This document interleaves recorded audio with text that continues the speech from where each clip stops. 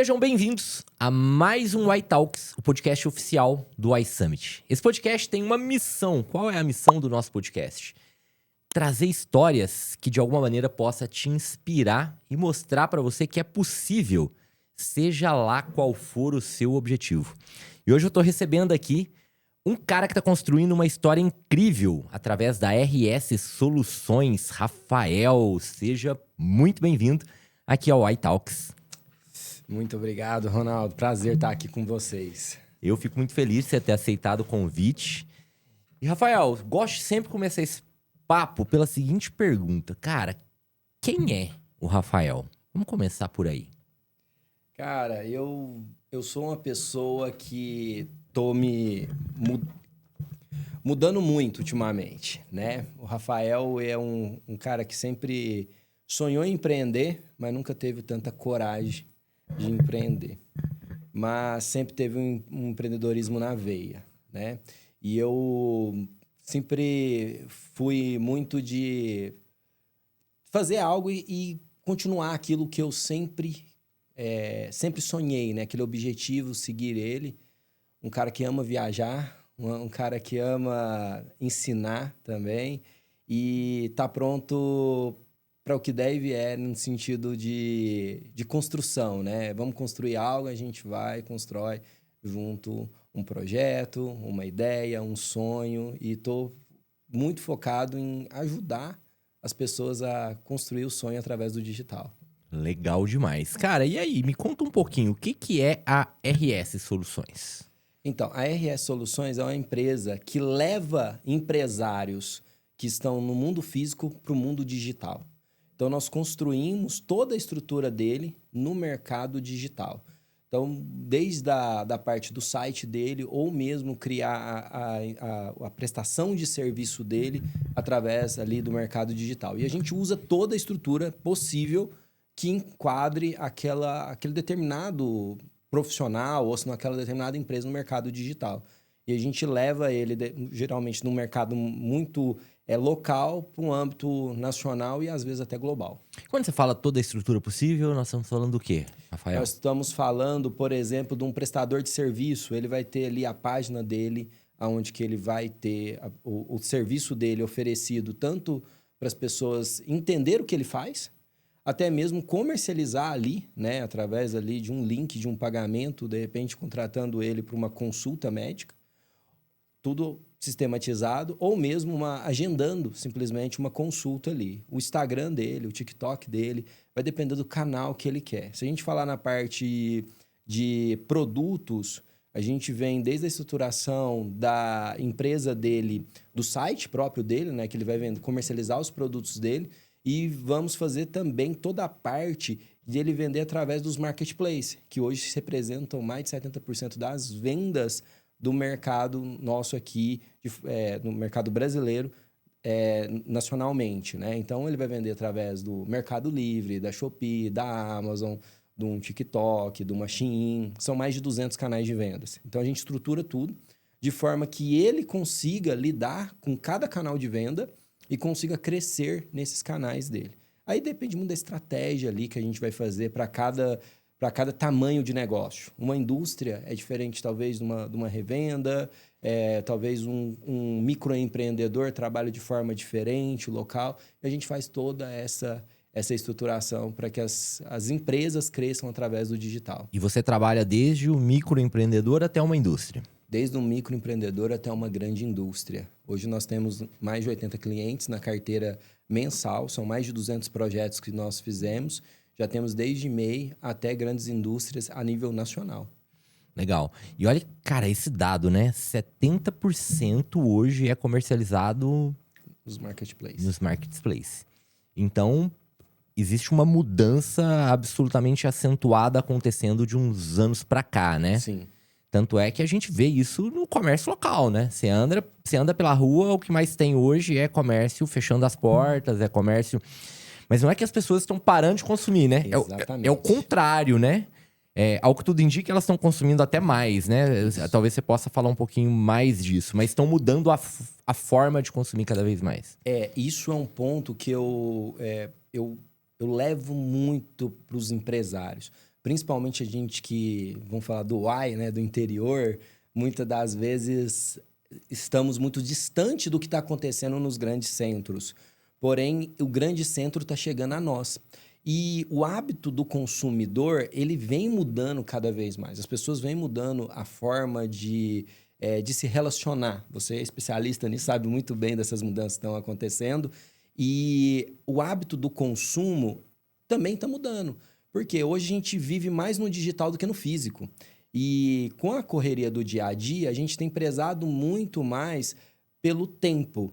E você, muitas das vezes, para de pensar em preço, né? Você pensa mais em valor. E as plataformas entenderam isso, né? Por que os marketplaces crescem mais do que, talvez, você produzir o seu próprio site e comercializar o teu produto?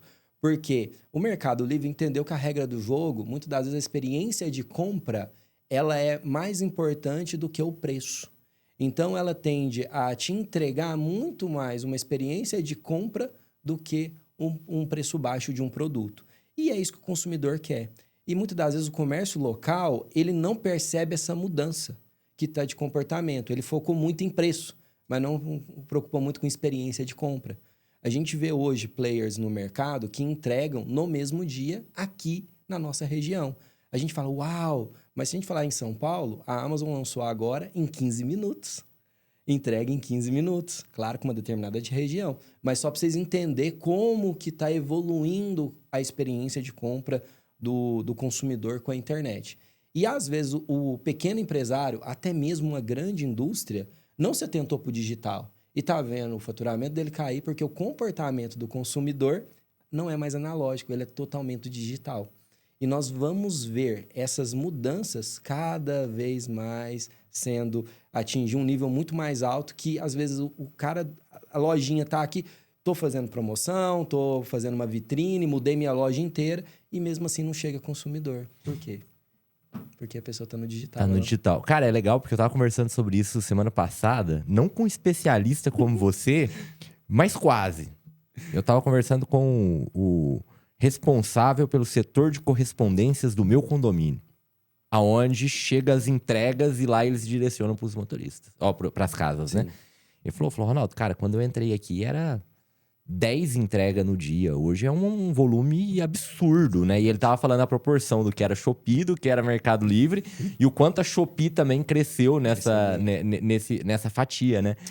Então, tem gente que já tá percebendo isso que tá acontecendo, mas talvez o empresário local aqui que precisaria estar atento, às vezes ainda não tá, né? E aí que surge a RS Exatamente. para poder dar não só esse suporte, mas mostrar o caminho das pedras. Exatamente, porque a maioria das pessoas vão para o digital como tábua de salvação do negócio, muitas vezes afundando. Eles não veem como um novo negócio, uma nova porta, uma nova oportunidade dele escalar o negócio dele. Às vezes ele passou 10, 20 anos para construir algo no físico e ele quer que no digital, em 3 meses, resolva o problema dele, né? Então, essa visão, muitas das vezes, é que a gente leva para o empresário. Às vezes, ele não entende que o digital é igual ao físico, que ele vai ter que olhar todo dia, que ele vai ter que analisar as vendas dele, que ele vai ter que ver as oportunidades que existem ali dentro das plataformas ou do site dele. A maioria entende, até mesmo porque várias pessoas na internet falam dessa forma, né? Que é tudo muito fácil, muito simples, mas não é. É uma construção de marca, uma construção de valor, é um engajamento que você tem lá dentro das plataformas que fazem o seu crescimento. E a gente está vendo um movimento das plataformas se tornar rede social. É um novo movimento que está acontecendo, né? Tanto que o player que mais se destaca e tem incomodado todo mundo é o TikTok. O TikTok. Eu tive no início desse ano, num treinamento com o Alex Monteiro, né? Que foi um dos palestrantes do iSummit. O Alex Monteiro, ele é da Non-Stop Produções, que é a maior agência de influenciadores digitais da América Latina, né? E ele tava falando justamente que eles tiveram uma reunião com o responsável pela expansão do TikTok Shop. E ele falou que é um plano absurdo, assim, né? Muito grande. Por quê? Porque tem atenção, né? Exatamente. Aonde tá a atenção, é muito mais fácil de você fazer a venda ali acontecer a partir do momento que as pessoas já estão ali dentro, né? Esse ponto que você falou é tão importante porque se você vai ver que o Mercado Livre, a Shopee, a Magazine Luiza estão virando redes sociais. Se você entrar dentro dela, você vai ter um feed ali rolando vídeos a todo momento. Você vai ver que elas estão mudando o perfil, porque o TikTok chegou tão agressivo no nosso país, né? Diferente do Kawaii, que a gente pode falar até dele também depois. Ele chegou de uma forma tão agressiva que ele está incomodando de forma assustadora os players. Igual você falou, a Shopee cresceu bastante. Shopee incomoda o Mercado Livre. Já, incomoda. Mas o TikTok, ele veio numa agressividade muito maior. E ele vem mudando o comportamento. Por quê? Eu posso pegar hoje qualquer pessoa e vender o meu produto. O TikTok proporciona isso. Então, se a pessoa tá lá, se você quiser a molecada que fica no dia inteiro ali na rede social, ela pode simplesmente pegar essa xícara e falar, ô, pessoal, tá vendo essa xícara aqui? Blá, blá, blá, e vender a xícara para você. E você nunca conversou com ela. Porque dentro do TikTok existe lá os influencers, você libera uma comissão e qualquer pessoa pode vender o teu produto. A gente já tem caso aqui em Uberaba de pessoas vendendo, assim, 12, 15 mil de produtos sem postar um vídeo. Simplesmente pessoas repostando o vídeo. É a mesma lógica que lá no início a Hotmart usava ali com os afiliados, entre aspas, para vender os cursos. Exatamente. É o que nós temos hoje, então, dentro do TikTok para vender produtos. Exatamente. E isso também já está surgindo dentro do Mercado Livre, dentro da Shopee, em vários outros. Por quê? Porque eles entenderam que hoje eu posso pegar qualquer pessoa que tem um pouquinho de influência, que são micro-influencers, e vender produtos. Diferente de eu contratar uma grande influencer que vai, de repente, fazer uma campanha, talvez não vai ter o mesmo resultado do que micro-influencers. Então, as plataformas estão fazendo isso e liberando isso. O Mercado Livre hoje tem lá a parte de influencer, Shopee tem a parte de influencer e o TikTok é o que manda hoje. E já tem empresas faturando alguns milhões através do TikTok. Cara, é muito legal isso, né? E se você ainda não se ligou que esse movimento tá acontecendo, talvez essa você já deixa para você se movimentar, né? Voltando aqui, Rafael, me conta um pouquinho, cara, como surgiu a RS? Vamos voltar lá na história. Tempo? Tenho. O Wesley falou assim que a produção aqui, o último compromisso dele é só 9 horas da noite. Vou tentar resumir a história, né? Eu venho do mercado digital desde os meus 17 anos, né? Eu vim de uma empresa que a gente começou lá nos primórdios. Eu falo que o Mercado Livre era no papel. A gente simplesmente, o Mercado Livre, informava que vendeu um produto, né? Para você, chegava um e-mail ali na sua caixa ali, falando, você vendeu um produto. Fale com essa pessoa, envie para ela, negocie forma de pagamento. Aí, de repente, você tinha que ir lá falar para a pessoa, fulano, você está interessado em comprar esse produto? Tinha que vender de novo. Vender de novo.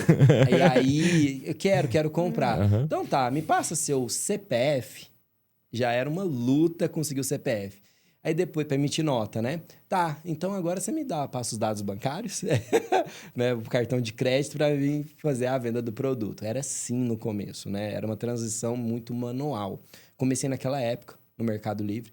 A gente começou na época bem devagarzinho naquele começo, que era muito leilão. Não sei se você lembra, o Mercado Livre era leilão, né? Tinha um leilão lá dentro, né?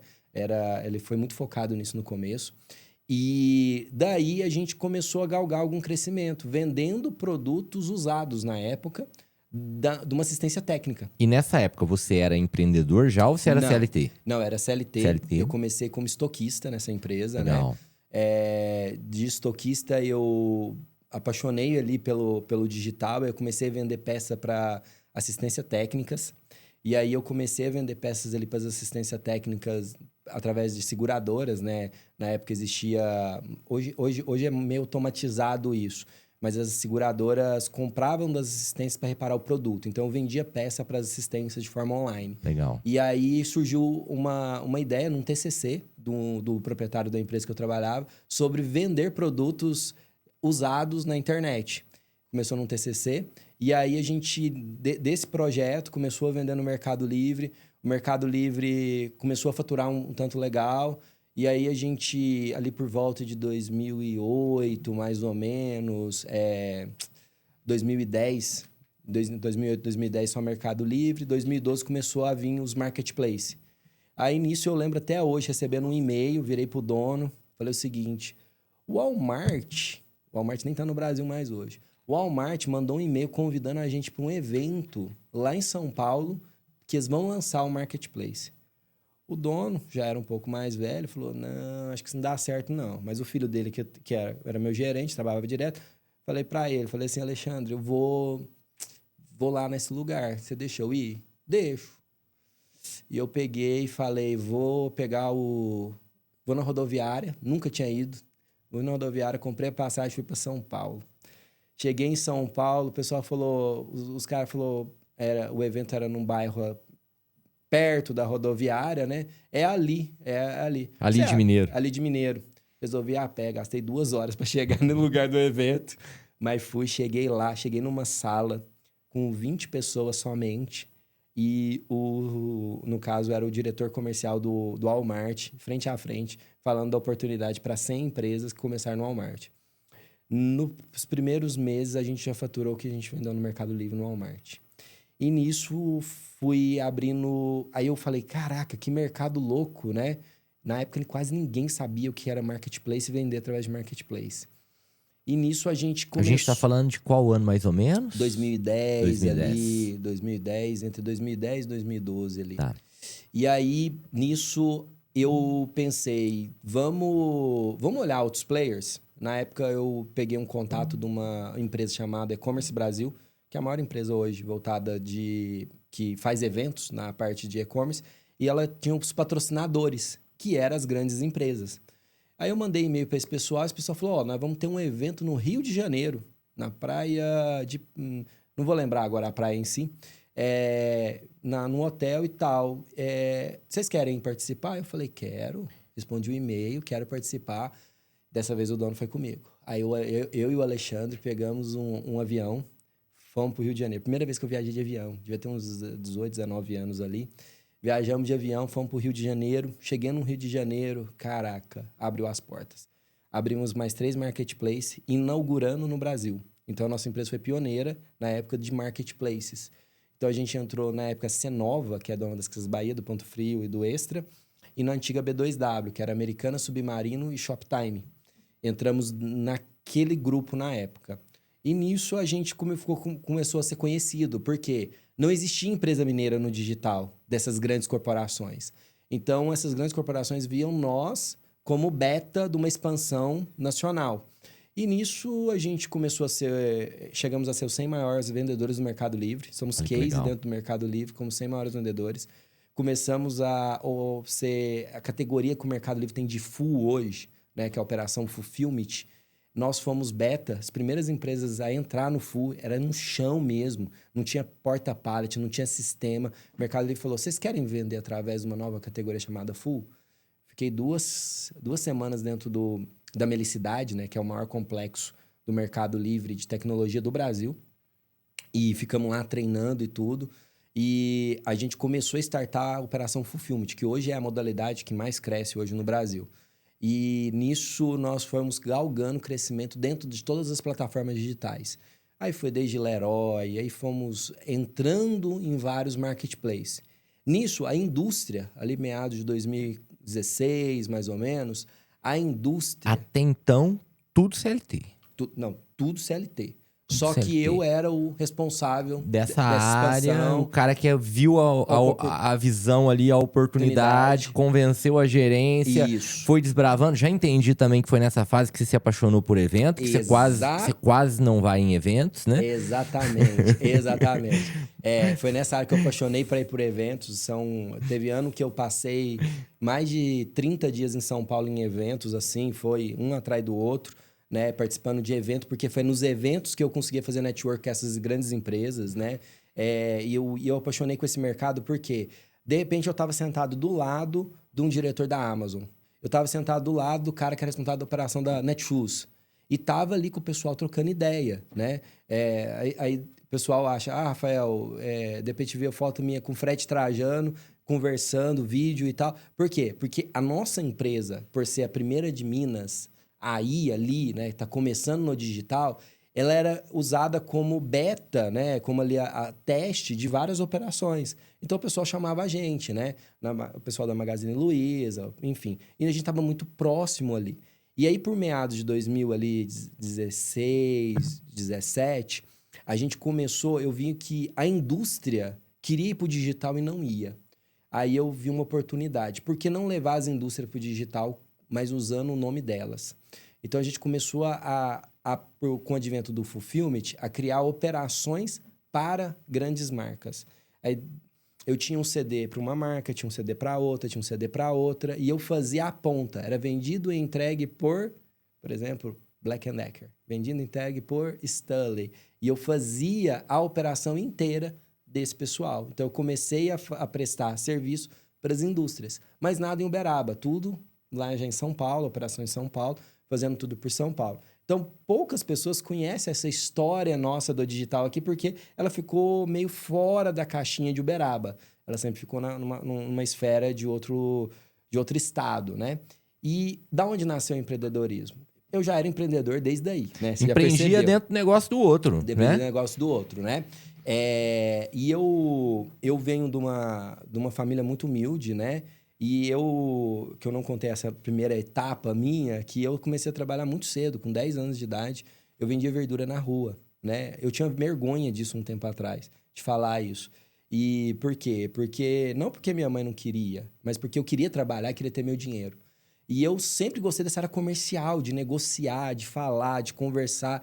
Então, igual eu vendia verdura de porta em porta, nunca tive vergonha, né? De sair ali, tinha uma hortinha, eu vendia e ganhava meu dinheiro, né? E quando eu tive a oportunidade de trabalhar de CLT, né? Quando eu tinha 16 anos, primeira coisa, vou trabalhar em algum lugar. Eu fui trabalhar na Zebu Carnes. E na Zebu Carnes, que é uma empresa aqui de Uberaba, eu rapidamente virei padeiro, cara. Olha a história, que loucura. Virei padeiro em menos de 8 meses por advento de uma fatalidade lá. E eu fui chamado e peguei uma vaga lá na padaria. E nisso o dono da Colorsom me conheceu, só para você entender o contexto da história, né? Então eu sempre quis crescer na vida e empreender. E com o nosso crescimento, né, da empresa da Colorsom, a gente foi galgando alguns patamares, né? E a gente chegou num patamar bem legal de mercado, sendo referência. A gente é case de sucesso dentro do Mercado Livre. E a gente sempre estava na vanguarda do mercado. E nós estávamos pensando em importação e exportação. E era uma expansão nossa era para o Panamá e para os Estados Unidos.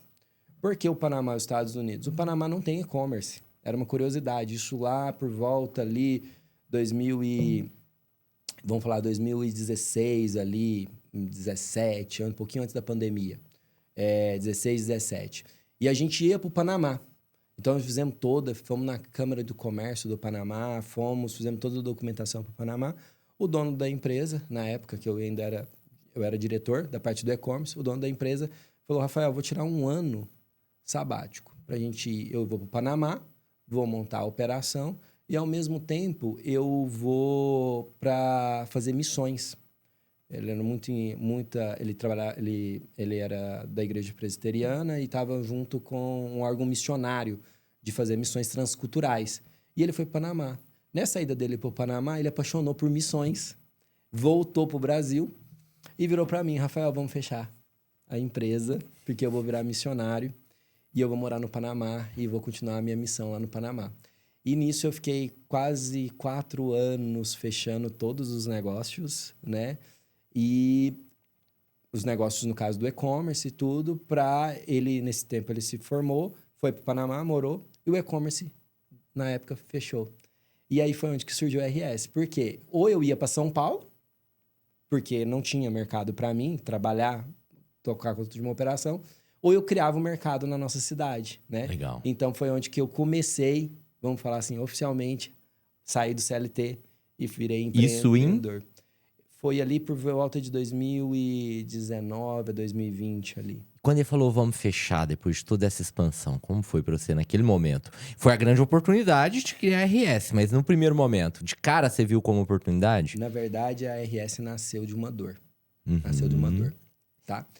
Porque eu não queria fechar. Eu era mais apaixonado pela empresa do que o próprio dono, para ser exato. Entende? Eu, na época, não aceitava muito essa ideia. Eu sempre quis continuar expandindo. Tanto que eu tentei, de todas as formas, fazer essa empresa continuar. Mas eu era um dos poucos que sabiam de tudo que estava acontecendo. E aos poucos a gente foi fechando ela. Para mim foi a pior fase da minha vida foi essa. Porque eu era o que sabia de tudo e eu tinha algumas pessoas comigo, né? Várias pessoas que trabalhavam comigo. E eu tive que gradativamente tendo que realocar elas no mercado de trabalho, que eu conhecia várias pessoas e fui fechando aos poucos essas operações. Para mim foi assim a fase que mais me desafiou na minha vida. E por que nasceu de uma dor? Porque foi a fase que eu mais aprendi na minha vida, foi essa, né? A fase de fazer tudo fechar, de eu ver aquela história que toda foi construída, eu tendo que devagarzinho ir... Matando de alguma forma, né? De alguma forma ela, porque eu tinha que... Eu não dava conta de assumir aquela operação.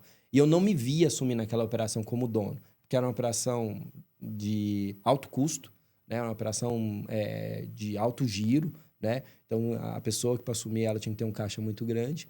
E os donos, na época, priorizaram a outra parte da empresa, né? Que tinha mais funcionários, que era a parte daqui da cidade.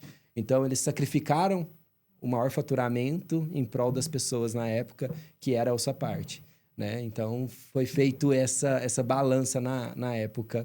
E aí foi onde que nasceu a RS. E aí, cara, você já respondeu uma pergunta que eu ia fazer, mas eu gosto sempre de deixar essa parte muito demarcada aqui no nosso podcast. Porque tem duas coisinhas que motivam um ser humano. Ou é fugir de uma dor, ou buscar um prazer. Então, eu sempre pergunto pros meus convidados, cara, o que motivou a criação do negócio lá no início? Então, foi dor. Foi uma dor.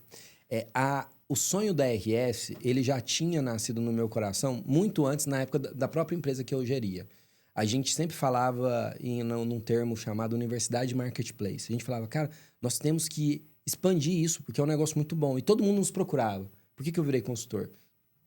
Todo mundo conhecia a história da RS. Todo mundo conhecia o Rafael, né? Sabia que tinha uma empresa em Uberaba que se despontava no mercado digital, né? E essa nossa história foi ganhando fama.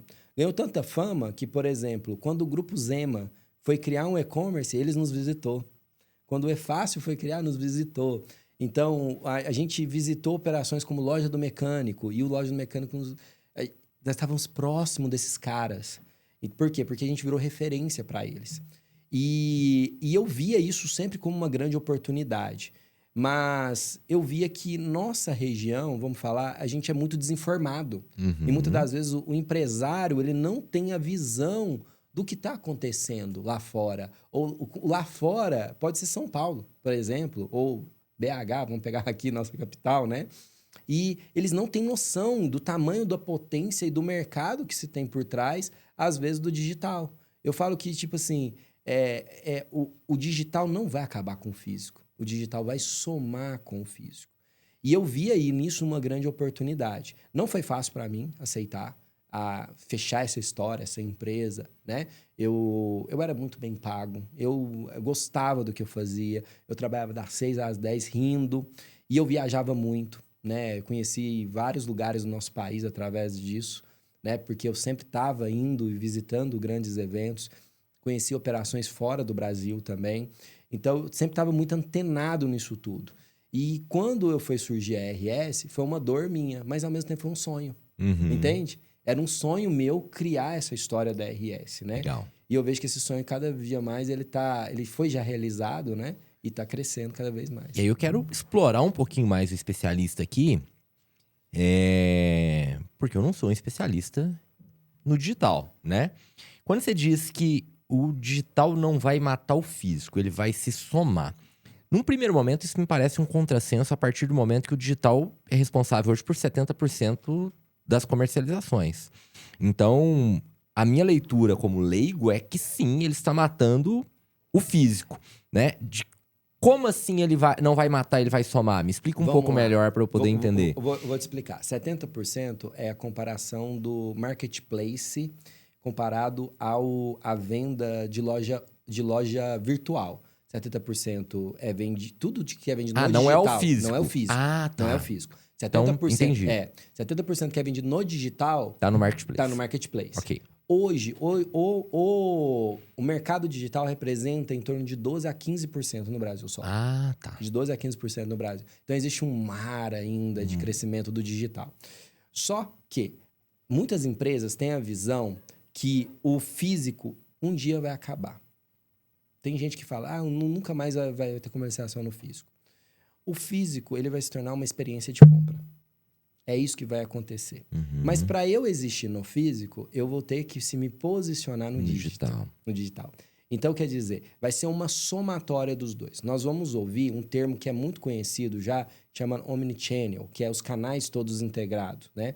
Então, eu vou ter uma loja física onde que eu compro um produto e muitas vezes vou receber na minha casa. Ou, ao mesmo tempo, eu comprei no digital e busco na loja.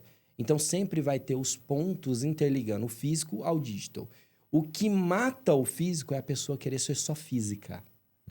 Então, a gente vai ver uma somatória entre experiências aonde que eu vou sentar com você e tomar um café e comprar uma roupa sua, mas eu vou receber na minha casa. Mas eu experimentei ela fisicamente, mas ela vai chegar na minha casa. Então, a gente vai ter essa visão entre físico e digital cada vez mais se integrando. Aonde que são coisas cotidianas do dia a dia, possivelmente, elas vão ser todas digitalizadas. Mas eu vou ter ainda referência, por exemplo, aquela Coca-Cola que eu quero comprar. Vai ter que existir um lugar físico que muitas vezes na última hora eu vou lá buscar. Ou eu vou receber ela na minha casa, daquele lugar ali, que vai ter um endereço físico ali que eu lembro dele e eu falo, vou comprar daquele cara. Legal. Já me esclareceu. Beleza, entendi o que te motivou lá no início, né? Cara, e o que te motiva hoje? O que é a grande motivação do Rafael hoje? Às vezes as pessoas acham que isso é meio clichê, mas eu gosto muito de desenvolver pessoas. Eu amo fazer o que eu faço hoje. Eu, de fato, amo. Quando eu sento com o empresário, vou conversar, eu olho o projeto dele como se fosse meu. Eu olho para a empresa dele como se fosse minha. Eu tento colocar, fala, cara, você tem uma possibilidade? De repente, eu pego uma pequena indústria de pimenta ali, igual eu já tive caso, que é uma senhorinha na casa dela produzindo pimenta e a gente consegue fazer ela faturar mais na internet do que ela vendeu a vida inteira dela no físico. E isso me motiva demais a ver algo nisso. Eu vejo indústrias aqui na nossa região, por exemplo, que tem uma expansão, muitas vezes, que a gente nem esperava, vendendo talvez para os Estados Unidos, para o Canadá. Então, isso me motiva muito. Esse lado de olhar para o negócio de alguém e ver ele desenvolver. E, ao mesmo tempo, eu vejo o desenvolvimento da minha equipe, das pessoas que estão perto de mim. Eu sempre gosto de desenvolver novas pessoas que vão conseguir mostrar essa história e vender essa história, né? A história do digital. Tanto que um dos pilares dentro da RS é o ensino, né? Eu até antes um pouquinho eu estava conversando sobre que eu tenho um espaço ali que eu levo pessoas para ensinar. Por quê? Porque eu vejo que cada vez mais que a gente levar o conhecimento, igual você faz muito bem isso, né? Levar o conhecimento, mais pessoas vão entender o que é o digital e vão entender como o digital pode ser um aliado para eu crescer o meu negócio e eu conseguir galgar ali um crescimento que muitas das vezes, na minha região, por a gente ser uma região talvez fechada ou pequena, eu nunca conseguiria chegar. E é legal você trazer essa questão das pessoas. Por quê? Porque eu tenho procurado trazer aqui para o podcast pessoas que são referência naquilo que estão se propondo a fazer, empresários, não só empresários. Mas, cara, esse é um padrão, né? Quando eu tô conversando com pessoas aqui que têm negócios que estão crescendo e bem-sucedidas, a maioria delas são apaixonadas por desenvolver pessoas, né? Talvez esse seja um dos grandes pulo do gato que a gente já pode tirar desse podcast aqui, cara, porque esse padrão se repete, né? Porque eu acho que não existe um negócio bem estruturado e com resultados sem boas pessoas, né? Até tivemos aqui o Felipe da Granto, que ele fala que as pessoas certas, né? Mas essas pessoas certas, elas precisam ser desenvolvidas, elas precisam... Sim. Muito legal isso. Cara, o que é o grande diferencial da RS hoje? O que torna ela única? Eu falo que nós somos parceiros, de fato, do nosso cliente, né? O nosso cliente, ele tem uma empresa parceira. Eu não sou aquele cara que olha para o teu negócio pensando quanto que eu vou tirar de lucro daquele negócio. Eu olho quanto que eu vou conseguir fazer você crescer e quanto eu vou conseguir fazer expandir. Então, eu nunca olho o teu negócio pensando o seguinte, como que eu posso tirar mais aproveito aqui do Ronaldo? Não, eu olho para você o seguinte, quanto que a gente pode fazer o Ronaldo crescer e faturar mais? Eu trabalho muito esse termo de parceria, aonde que eu olho para o teu negócio e vejo o teu negócio como o meu negócio. E aí, nisso, a gente vai construindo toda uma história tua no digital. Eu quero que você se torne o melhor melhor daquele ramo no digital e você cresça. E lá dentro da empresa, eu prego isso com os meus colaboradores, né? Com o meu time. Por quê? Porque eu falo, o negócio dele é teu negócio. A partir de agora, você tem que defender ele. Você vai defender aquela pessoa que está ali, você tem que defender ela lá no Mercado Livre, na Shopee, no Google quando dá um problema, no Meta quando dá um problema, como se fosse a tua empresa. Imagina, seu negócio... muita gente tem a conta que cai no Google, ou cai no Meta. Você vai ligar para o Meta como se fosse sua. Imagina você ficando um dia sem seu atendimento no WhatsApp, por exemplo. Então, a gente olha o negócio dele como o meu. Então, sempre é uma cultura lá dentro da nossa empresa para que o seu negócio crescendo, você continua comigo e a gente galga aí um crescimento junto durante anos de parceria. Legal demais. E hoje você tem quantos colaboradores, Rafael? Hoje eu tenho 17. 17. Um ano atrás você tinha quantos? Um ano atrás, 4. 4.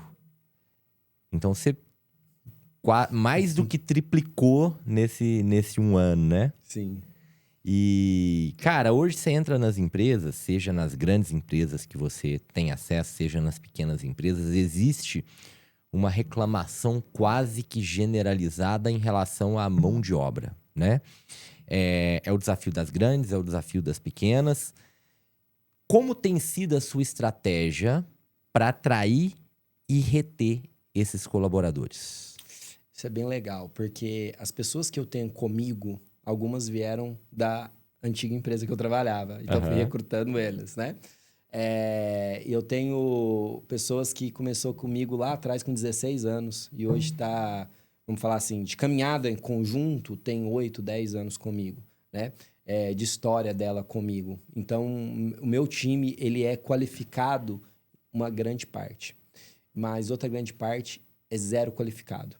Eu sempre procuro contratar gente nova, gente que nunca teve experiência. Porque o meu mercado, eu tenho que ensinar tudo. Então, eu sempre procuro isso. E eu não olho... Eu olho uma coisa no currículo. Vontade de trabalhar e vontade de crescer. Eu só olho isso. Eu não olho... Às vezes, eu sei que vários empresários têm que contratar gente qualificada, gente especialista, porque é uma área técnica e tal. No meu caso, não. Eu preciso de pessoas que queiram vontade de crescer e queiram mudar de vida. Eu muitas vezes olho se o cara trabalhou quando era mais novo, se a pessoa... uma coisa boba que eu olho. O cara mora com os pais, tem uma vida boa, mas está a fim de trabalhar, crescer na vida. Então, você vê que é um diferencial da pessoa. Ela quer sair da zona de conforto dela. Ela bem poderia continuar morando com os pais ali, tranquilo, mas ela busca... o trabalho, né? Crescer profissionalmente ou crescer como pessoa. Então você busca fome, desejo. Isso, eu busco isso. Então é muito mais comportamento... Muito mais comportamento. Do que a parte técnica. A parte técnica você vai treinar lá dentro ao seu modo, à sua cultura. Exatamente. E isso é um ponto tão legal que todo mundo que chega na nossa empresa assusta. Todo dia, porque lá nós temos 3 salas de reuniões hoje e tem várias reuniões simultâneas. Aí a galera chega e fala, caraca, Rafael, todo mundo novo. O cara mais velho tem 40 anos, entendeu? No escritório. E fala, caraca, e todo mundo quieto, comportado. Como é que você consegue uma galera tão nova ficar desse jeito, né? E eu falo, é a questão da cultura, né? A gente conversa muito com eles e fala sobre a questão do crescimento, né? E eu coloco muita responsabilidade. Mas muita responsabilidade naquilo... responsabilidade como que eu posso te dizer? No que eles fazem. Eu falo, cara, hoje... Você está cuidando de uma empresa como se fosse sua. Olha para ela como se fosse sua. E eles entendem o grau que é olhar para aquela empresa como se fosse deles. Ao ponto da pessoa me ligar. Rafael, esses dias os meninos tudo desesperados me ligando, eu no cliente, me ligando, o que aconteceu? Ou fulano parou de vender. O que a gente pode fazer? A galera toda preocupada porque alguém tava vendendo. Calma, eu vou entender por que eles tiraram do ar os produtos, entende? E esse comportamento com pessoas de 16, 17, 18 anos, né? Que estão comigo ali trabalhando. Então, eu sempre tô contratando. Então, eu sempre abro processo seletivo, tô olhando o currículo, vejo algumas pessoas que são diferentes, eu falo, pode contratar. Entendeu? Ah, mas não tem... Pode contratar. Então, eu tô praticamente aí todo mês colocando gente nova, contratando. Tem vaga em aberto, tá com 3 vagas lá em aberto, para mais pessoas entrarem dentro da nossa empresa para desenvolvimento. E na sua visão, cara, o que são as bases para uma liderança eficaz, né? Hoje, você precisa de alguma maneira Sim. liderar esse time, né? Você já fazia isso lá na CLT, mas hoje você tem uma responsabilidade ainda maior estando à frente. O que você entende ser o essencial, a base para uma liderança eficaz?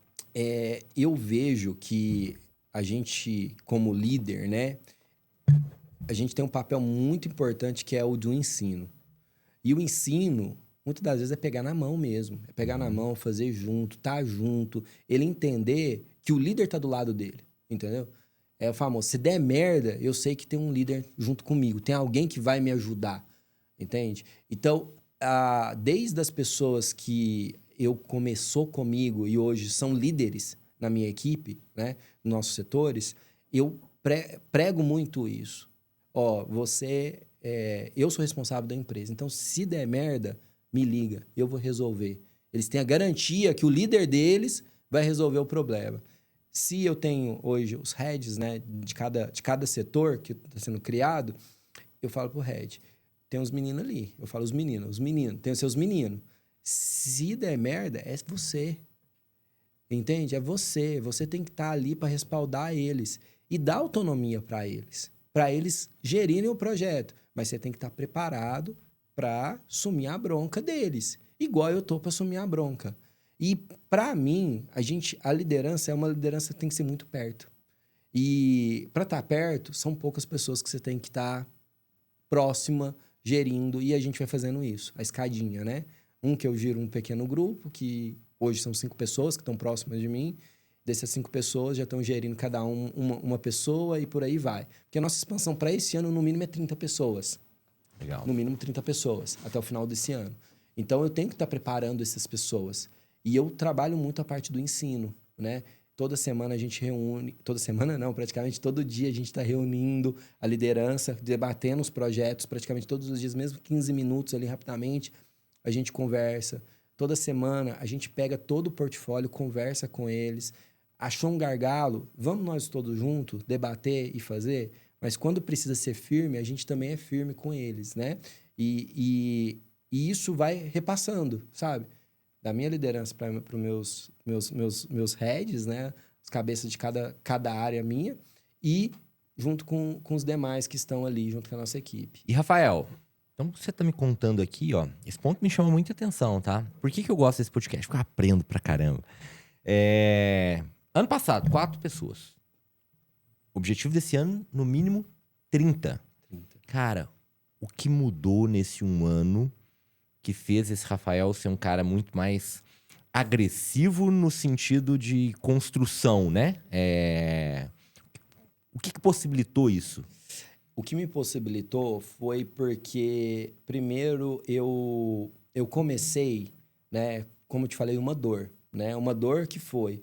Eu estava com um negócio CLT, que eu recebia ali todo mês, e me deparei com uma situação. O que eu vou fazer agora? E nessa época, eu usava muito mais aquela questão de uma bola de neve, né? Pegava outro cliente, fazia aquele... Desenvolvia eles, né? De forma, às vezes, até amadora, né? Rafael, o fulano quer te chamar para você ir lá ver como estruturar o negócio dele no digital, o e-commerce dele. Alguém falou para mim que você faz Mercado Livre. Ou quero vender na Shopee. E eu ia fazendo o Rafael sempre. E eu cheguei um momento e falei, cara, se eu quero expandir minha empresa, não pode ser mais o Rafael. E eu fiquei durante aí 1 ano treinando essas 4 pessoas né? E fui pegando a dedo elas para serem as pessoas que vão me ajudar a alavancar o negócio. Nisso, vim estruturando processos, vim estruturando planos de trabalho, parando de talvez fazer algumas coisas meio amadoras, né? E estruturando forma que como eu vou escalar o meu negócio. Porque o meu negócio não é Uberaba, o meu negócio é a nível Brasil. Hoje eu atendo empresas em São Paulo, atendo empresas em Goiás, atendo empresas na Bahia, já atendi no Amazonas. Então, a gente atende várias a nível nacional. E eu pensei, por que eu vou ficar só em Uberaba? Eu tenho que ir para fora. E Uberaba é minha escola. Uberaba vai ser o lugar que eu vou montar minha equipe. Por que 30? Por que 17 hoje? Na verdade, são 17 que eu estou treinando para algo muito maior. Entende? Não que eu precisaria de 17 hoje. Entende? E então eu quero chegar a 30 para uma expansão nacional da minha empresa, aonde que eu vou começar com o meu conhecimento digital, expandir a empresa de forma digital, com sede na nossa cidade, em Uberaba, e aqui vai ser o escritório, aonde que eu vou começar a galgar outras cidades, outras regiões que já estão vindo até nós pelas nossas parcerias. Porque, igual eu te falei, por eu ter uma proximidade muito grande com essas plataformas, hoje eu consegui que a RS seja parceiro oficial do Mercado Livre, é a única do Triângulo Mineiro, parceiro oficial da Magazine Luiza, é a única de Minas Gerais, parceiro oficial da Shein, da Kawai e de várias outras plataformas que tem hoje. Então, se você entrar, essas empresas estão me captando clientes. Tanto que tenho empresas hoje de tecnologia que eu posso falar, eu não podia falar um tempo atrás, mas agora eu já tenho permissão para falar. Eu tenho a quarta maior empresa de café do Brasil, que é a Gran Coffee, como cliente da RS hoje, que fatura um bocado no digital e a RS que toma conta da operação dele nos marketplaces hoje. Então, a gente hoje cuida do Mercado Livre, da expansão dele através da Shopee e por aí vai dos canais digitais hoje da Gran Coffee. E várias outras indústrias também fora daqui, de Uberaba, a gente está atuando. Então, a ideia nossa com essas... Hoje, por exemplo, meu time tem 17. Mas não é pensando no agora. É pensando que eu vou galgar um crescimento a nível Brasil. Então, eu já estou preparando essas pessoas para atender novas empresas. E, para isso, a gente tem que treinar elas. Antes de assumir um desafio maior, eu estou treinando esse meu time, meus colaboradores, para a gente começar uma expansão a nível nacional. Legal demais. E, Rafael, o que foi a maior ou os maiores desafios que você teve nessa sua jornada? Qual foi o maior deles, assim? O maior eu vou te falar que o maior está sendo esse. Treinar e transformar algo que está na sua mente e conseguir que várias pessoas entendam esse negócio, captam essa ideia, né? Porque é bonito falar, a galera tá pensando como dono. Nem todo mundo pensa como dono. É legal falar que a gente está estruturando de forma tudo certinha. Não, tem os desafios. A gente está fazendo. Não significa que está perfeito. Entende? Esse está sendo o maior desafio hoje. Era o Rafael que tomava conta de tudo. Hoje eu estou com 80 empresas. Amanhã eu quero estar com 200, 300. Eu não vou saber de todas mais. Eu não vou ter o contato do dono no WhatsApp de todas para resolver.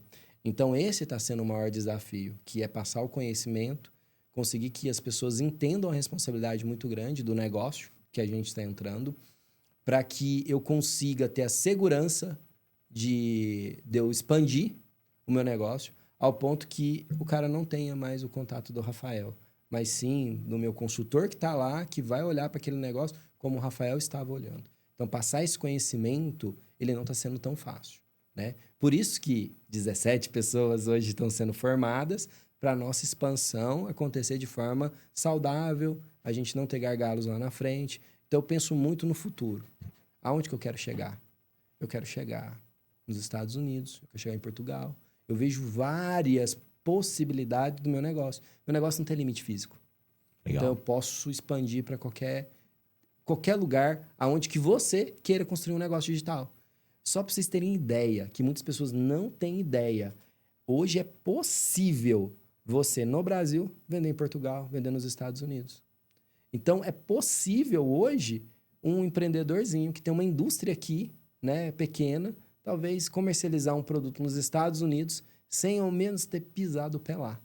Então, a gente tem toda a expertise para fazer isso. Então, esse é o maior desafio hoje.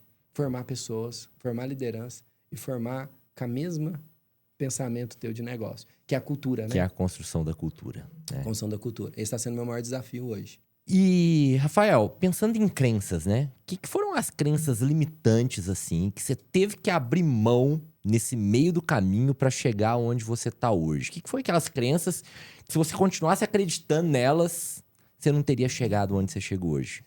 A primeira coisa é que aquela síndrome de vira-lata, né? Que a gente não vale nada porque a gente tá aqui no interior e só lá de fora que vale. Isso ainda eu acho que é a crença limitante de muitos aqui empresários, né? Que olham para fora achando que lá fora é muito bonito e aqui é feio, né? Aqui sempre é feio, né?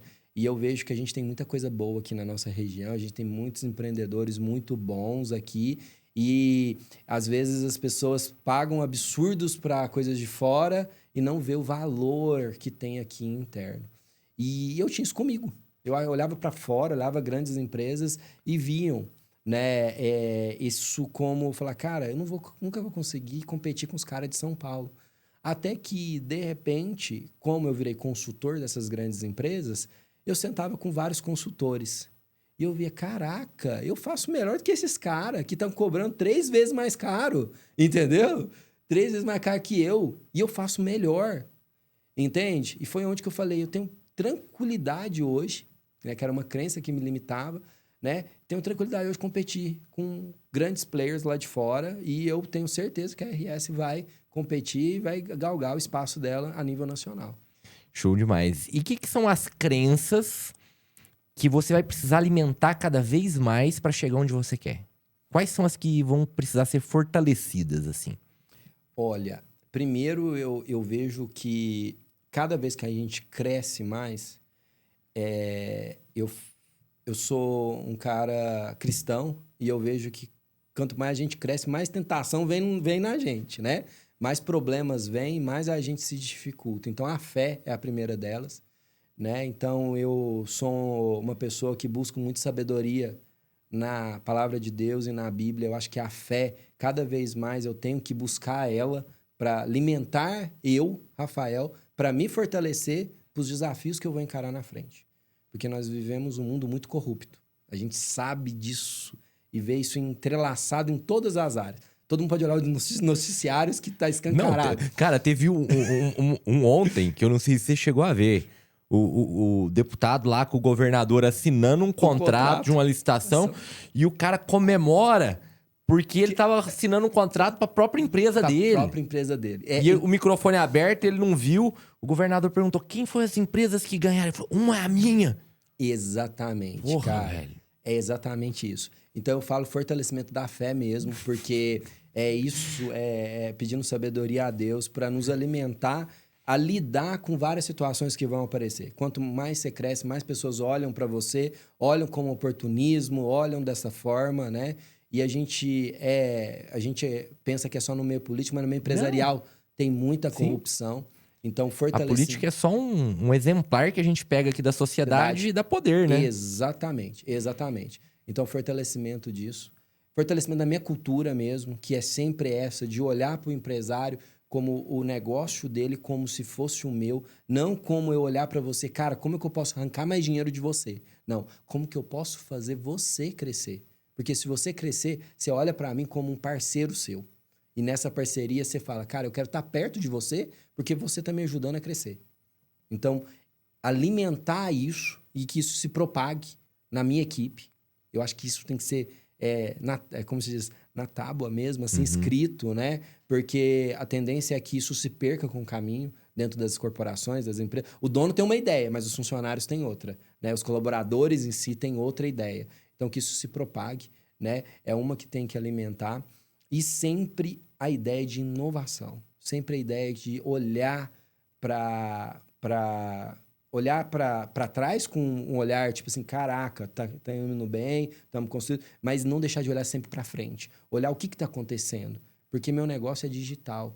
E eu estava agora num evento semana passada, igual você fala, eu gosto muito de evento, né? E eu estava num evento sobre ads e performance e estava com o CIA quer dizer, com o responsável de expansão digital da CIA, que chama Ronaldo também. Ele gosta muito da nossa cidade, que eu acho que a família dele era de Uberaba. E conversando com ele, né, ele falou uma frase que me marcou muito. Ele falou, se aqui dentro da CIA nós ficarmos 2 dias sem olhar para tecnologia, para IA, o que está mudando, a CIA perde competitividade. E eu sempre olho isso. Hoje a gente está irrigado inteligência artificial dentro da empresa, irrigado essa questão de inovação. Isso tem que manter. A gente tem que tentar à frente. O TikTok está surgindo, a minha empresa tem que ser a primeira empresa a implantar TikTok Shop para os clientes. A Kawaii está chegando, nós temos que implantar, entende? E assim vai. Empresas na China. Então, a gente sempre pensar também que ser um fortalecimento sempre da cultura da inovação. Nunca ficar parado. Legal demais. E o que você entende, Rafael, que foram as habilidades que você precisou desenvolver e que foram chaves para você chegar onde você está hoje? Eu gosto sempre de falar de habilidades, porque se a habilidade é treinável, né? Sim. Então, o que você entende, assim, que foi as habilidades essenciais, as primordiais para o seu resultado hoje? Cara, uma habilidade, eu vejo que a gente tá... Eu acho que dá pra gente treinar, mas é difícil, que é a mente aberta, né? A gente tem a mente aberta, né? Nunca ser aquela coisa fechado, né? Ah, eu fiz isso a vida inteira, por que eu não vou mudar agora, né? Então, é uma habilidade que dá pra gente levar. É difícil, mas é uma habilidade que eu falo, que eu tenho muito fácil, que é, cara, tô fazendo isso daqui. Se não tá dando certo, vamos pra cá, sabe? Vamos mudar a rota. E mudar de rota, lá, os meninos até assustam lá na empresa, depois chego de manhã lá, gente, isso aqui não tá dando certo, vamos agora pra cá, você vai fazer isso, você vai fazer aquilo, vai fazer aquilo. E eu tenho tentado implementar isso na cultura lá, que é o pessoal falar o seguinte, não, mas eu fui contratado para atender isso, isso e isso. Amanhã o cara tá lá talvez subindo campanha, entende? Para um cliente. Por quê? Porque eu gosto de fazer isso, essa mudança, né? As pessoas têm isso. Eu acredito que isso, se a maioria das pessoas tivessem a mente aberta para essas questões de, cara, como é que eu posso todo dia melhorar algo novo, né? Olhar como se fosse o dia 1 da minha vida, né? Ou tem uma frase que eu acho melhor, né? Como se fosse hoje meu último dia. Como é que eu me comportaria se hoje fosse meu último dia, né? Então, eu tento fazer que as pessoas entendam isso, né? Porque é difícil, mas eu tento. Ter mais flexibilidade comportamental mesmo, né? Ter uma capacidade de adaptação para outros cenários diferentes do que elas estão condicionadas e habituadas. Exatamente, Legal. Exatamente. Né? Você falou com as palavras corretas aí que eu não consigo descrever bem, né? Porque eu vejo que, agora voltando no empreendedor, o empreendedor físico, né? Ele é muito disso. Arrigado a vida inteira, 40 anos, vindo da história do meu pai fazendo isso, eu herdei a empresa. Então, as pessoas têm muito isso, né? Ah, fiz a vida inteira isso, sabe? E quer continuar, mas não tá dando certo. O cara tá afundando, tá caindo num precipício e quer continuar ali. Cavando. De repente, ele tem um paraquedas do lado dele e não aperta, porque não, vai dar certo. Entendeu? Legal. E, Rafael, a gente gosta sempre de trazer essa temática aqui, né? Por conta do Summit, por conta de tudo que a gente vem construindo, que você conhece. Como você entende o papel da ambiência para promover toda essa transformação que a gente está falando aqui? Não só no digital, mas para a gente ter um empresariado cada vez mais competitivo, para a gente realmente se tornar cada vez melhor, né? Como você enxerga o papel do ambiente na sua jornada, da ambiência nisso tudo? Eu vejo que é transformador. O ambiente transforma as pessoas, né? O ambiente que elas estão fazem elas modificarem completamente até um comportamento errado que ela tenha. Ela vê os outros fazendo certo e começa a fazer certo, né? Eu vejo que um ambiente transforma ao ponto que, de repente, a gente fala de uma sala bagunçada. E quando você está uma sala bagunçada, muitas das vezes você não preocupa, igual a gente preocupa em deixar a xícara aqui do lado, né? A xícara de café aqui do lado, né? Por quê? Porque a gente, no ambiente organizado, a gente tende a manter tudo bem organizado. Mas quando o ambiente está bagunçado, a gente tende a querer deixar tudo bagunçado, né? É muito difícil uma pessoa que chega num ambiente bagunçado e ela começa a arrumar aquilo e de repente chega todo mundo, não, pode deixar isso daí, né? Então eu vejo que o ambiente, sim, ele é uma das peças-chaves da transformação. Eu sou muito dessa cultura de ter um ambiente transformador. Eu vejo que, falando um pouco sobre o iSummit, que leva essa mentalidade, né, para nossa região, né, ele é único perto do cenário que a gente vê hoje. Muitos empresários falam, vou para São Paulo para ver. E é um pedacinho do que acontece lá, do ambiente de lá. Por que São Paulo é diferente da gente? Já parou pra pensar? E, cara, você vai em média quantos eventos num ano? No mínimo 30 eventos por ano. No mínimo 30 eventos por ano. No mínimo. E é buscando essa ambiência. Buscando estar ao lado de pessoas que estão na vanguarda, né? Sim. Por quê? Se você continuar convivendo só com meia dúzia de pessoas ali, pensando do mesmo jeito, você ia ter o resultado que você tem hoje? Nunca. É nunca mesmo. Sabe por quê? Porque é lá aonde que toda vez, muitas das vezes eu me motivo. Lá é toda vez que eu vou e vejo aquela insight que de repente você ficou 2 dias ouvindo, de repente meia frase de alguém que foi que falou, caraca, isso fez sentido, né? Para mim. E é nesses ambientes que de repente você conversa com outros empresários que estão passando as mesmas dores que você, ou as mesmas dificuldades de você. Eu acho que o meio empresarial ele é muito egoísta, né? Ele é muito... Ele tem medo de falar a sua dor, ele tem medo de falar o seu problema com outro, ele tem medo de, às vezes, falar o que ele está fazendo de certo com medo do outro copiar, né? Eu tenho isso dentro da empresa, por exemplo. Tem empresário que fala, cara, eu quero que você nunca divulgue o nome da minha empresa, que eu estou fazendo digital. Porque meu concorrente vai copiar de mim na hora que eu falar. Você falar que eu estou fazendo digital. E eu mantenho. Tem gente que fala para mim, Rafael, vou mudar o nome da empresa no digital. Para o meu concorrente não saber que eu estou fazendo digital, sabe? Então, eu vejo que esses ambientes que a gente proporciona, esses micro momentos, eles fazem, às vezes, a gente transformar o nosso negócio, a nossa vida. Legal demais. E, cara, qual foi a maior virada de chave em termos de mentalidade que você teve na sua jornada? Cara, mentalidade é saber que eu não sou capaz de nada sem a permissão de Deus na minha vida, entendeu? Eu te falo, Ronaldo, com segurança, que tudo que acontece na minha vida hoje, eu vejo nitidamente a mão, sabe? Claro que a gente tem que fazer, a gente tem que buscar, a gente tem que levantar de manhã cedo e fazer a nossa parte. Mas eu vejo assim, sabe como você vê assim, ó, ele pegar você, fazer isso daqui, falar, eu quero que você vá pra cá. Eu vejo Deus na minha vida hoje, sabe? E isso, quando eu percebi isso, que Deus ele fazia isso comigo e fazia isso daqui comigo, mudou a minha vida. Porque todo dia de manhã eu falo com ele, peço sabedoria, que é a frase para todo mundo que eu falo. O que você pede para Deus? Sabedoria. Porque se ele me der sabedoria, com tanto conhecimento vasto que a gente tem, eu vou trilhar o caminho certo. E eu busco isso hoje. Isso mudou a minha visão, porque parou de depender do Rafael somente, entendeu?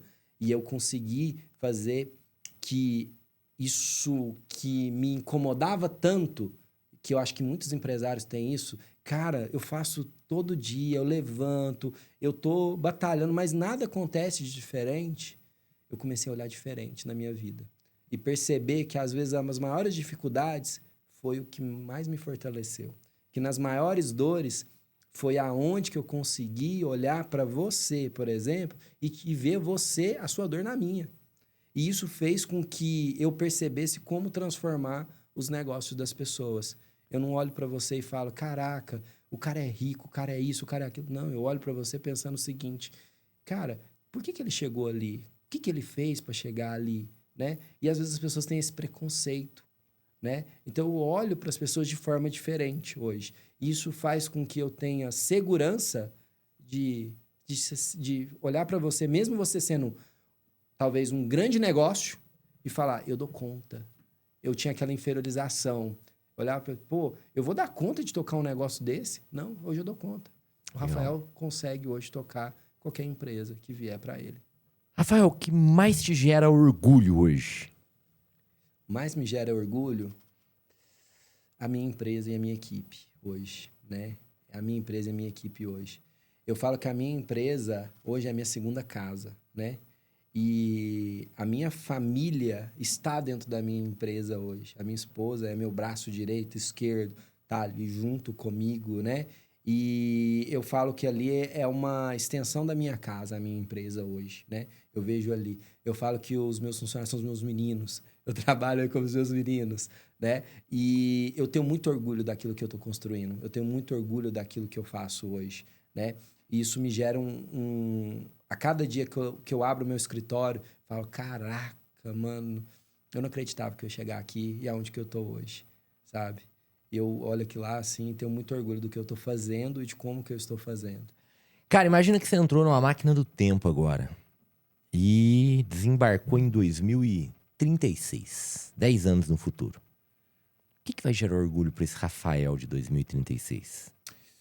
Olhar quantas vidas eu transformei, quantas empresas se transformou, quantas pessoas eu treinei, quantas famílias hoje eu vou ajudar a alavancar, né? A transformar. Porque eu olho você não só no seu CNPJ, eu olho você como PF, né? E isso faz com que eu sinta a tua dor. E isso vai fazer com que todas essas milhares, se brincar, 2.000, 3.000 empresas que talvez eu vou estar assessorando nesse ano, eu ver quantas empresas a gente transformou e levou para esse mercado. Legal demais. Na mesma máquina do tempo ainda, você pode fazer uma viagem ao passado e encontrar o Rafael de qualquer fase da vida. Seja aquele Rafael que começou a empreender, seja aquele Rafael que foi no primeiro evento, ou seja aquele Rafael padeiro, ou seja aquele Rafael criança. Em qual momento você estacionaria essa máquina do tempo e o que você falaria para esse Rafael?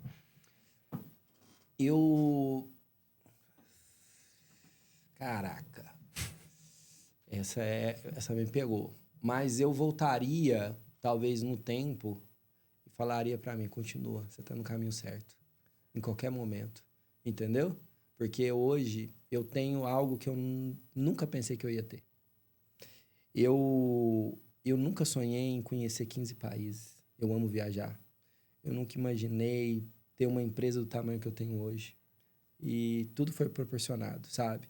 Então eu ia falar para ele, continua, você tá no caminho certo. Continua trilhando aí que o sucesso tá garantido lá na frente. Show de bola. Rafael, foi um prazer conversar contigo. Antes da gente encerrar, eu quero que você deixe aqui as redes sociais, os contatos, quem assistiu até o final do episódio, como que fala contigo se precisar digitalizar o seu negócio, como que tem acesso ao RS.